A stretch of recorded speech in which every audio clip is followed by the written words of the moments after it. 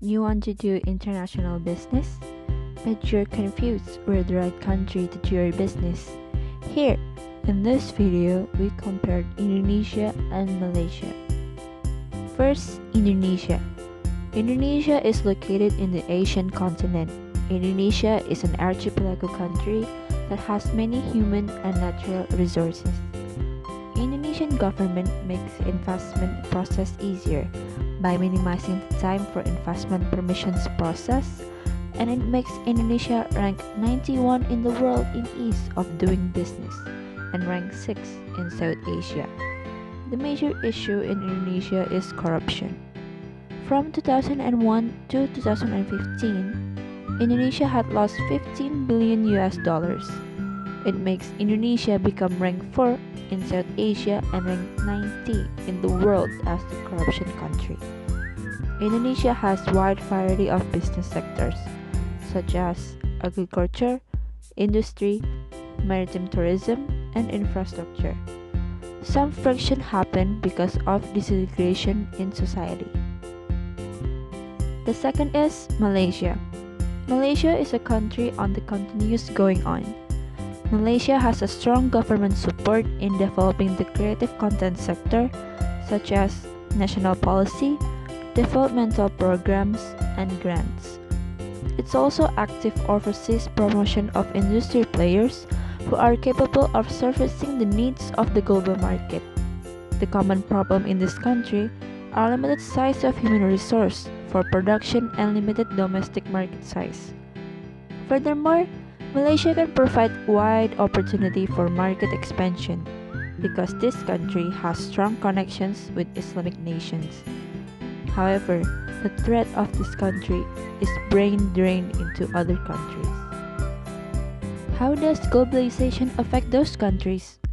At economic aspect, globalization affects 70.93% in Malaysia. Malaysia had offered to reduce the tariffs on 79% of imports. Malaysia has benefited from increased manufactured exports and GDP. Also, consumer welfare has been improved. In Indonesia, it affects 64%. The opening of the market for export products makes Indonesian export products are able to compete in international markets.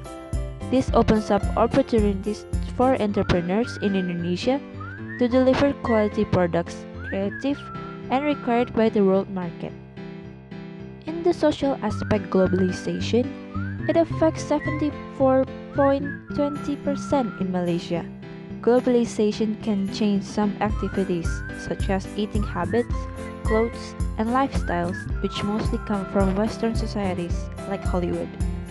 The process of social globalization will be smooth without help of advanced communication.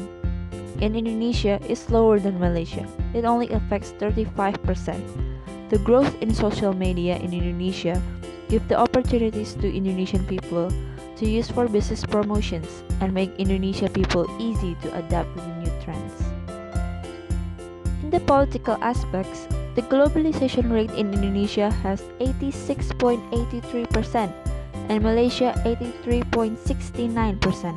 While both countries have the largest Muslim population, the growth of international terrorism, brought home recently by the terrorism incident in the heart of Jakarta, has raised new security concerns.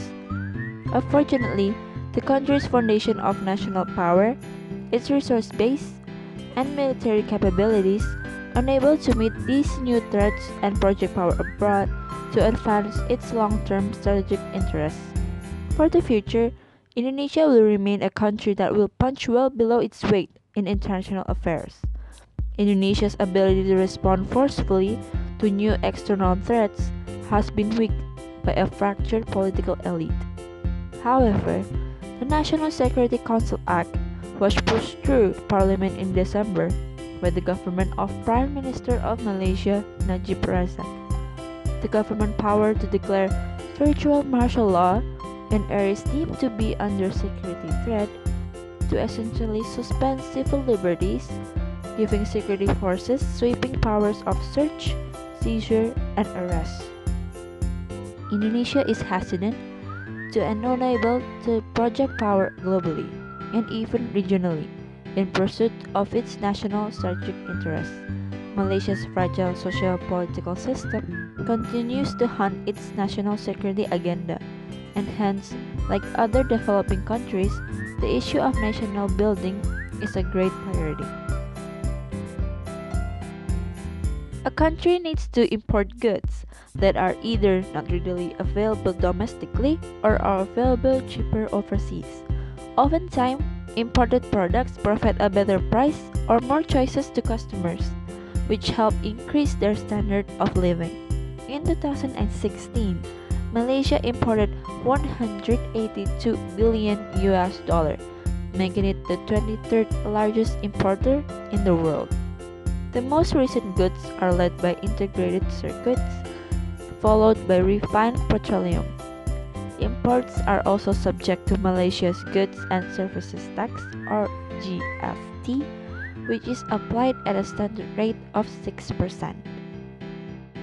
These are some products that are absolutely prohibited to import, such as radioactive material, poisonous chemical, cloth bearing the imprint, all duplicate of any verses of the Quran, all genesis of piranha fish, turtle egg, pen, pencil resembling syringe, intoxicating liquor, cocoa pods, rambutan, or fruits from Philippines and Indonesia.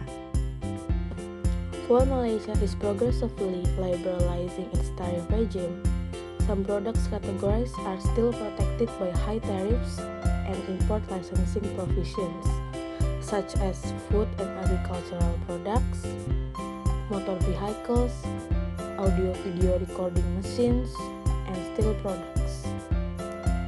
Raw materials, machinery, essential foodstuff, food commodity, and pharmaceutical products are generally non-dutiable or subject to lower rates.